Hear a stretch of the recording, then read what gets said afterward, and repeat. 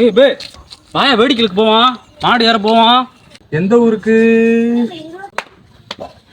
ஊரு பேரை சொல்றா. என்னடா தொடைய தட்டி காட்டுற? போட்டேன்னு வச்சுக்க. எந்த ஊருன்னு சொல்லி சொல்லடா.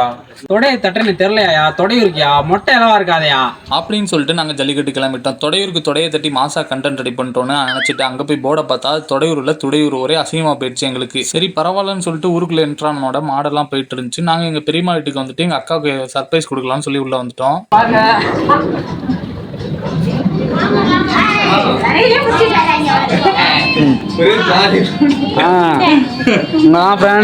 தம்பி சீக்கிரமாக சாப்பிட்ரு, அப்போ தான் கறி கஞ்சி கிடைக்கும், இல்லைனா வெறும் கஞ்சி தான் கிடைக்கும்னு எங்கள் அக்கா இன்ட்டு கொடுத்துச்சு. உடனே ஓகே சாப்பாடை போடுங்கன்னு சொல்லி ஃபஸ்ட்டாக சாப்பிட்டு முடிச்சாச்சு. என் கூட பிறக்காத இன்னொரு அக்கா என் மேலே ரொம்ப பாசம். நான் கேட்காமலே என் பாக்கெட்டில் காசை வச்சுட்டு போகிறாங்க பாருங்க. நான் வேணான்னு சொல்லியும் அப்புறம் அக்கா காசை எடுத்துகிட்டு வந்து ஆளுக்கு ஒரு சர்பத்தை குடிச்சிட்டு மாசா ஒரு என்ட்ரியை கொடுத்துட்டோம் ஜல்லிக்கட்டுக்குள்ளே. எனக்கு இந்த மாடு தாங்க ரொம்ப பிடிக்கும். இதுதான் குத்தாது முட்டாது எதுவும் பண்ணாது. இதுக்கு மேலே என் கேவலமான வயசில் விளாக் பண்ண விரும்பல. மாசா ஒரு சாங் போகிறேன், கேட்டு என்ஜாய் பண்ணுங்க. அச்சோ யூடியூப்பில் சாங் போட்டால் காப்பிரைட் போட்டுருவாங்க, அதனால சும்மாவே பாருங்கள்.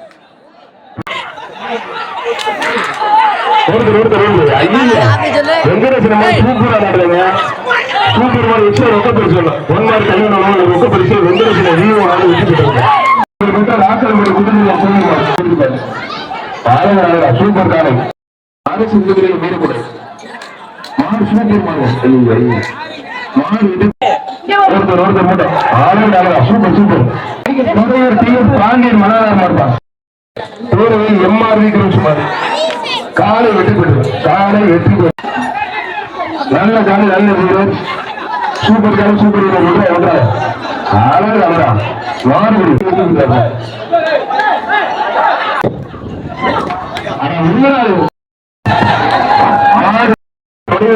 அவங்களை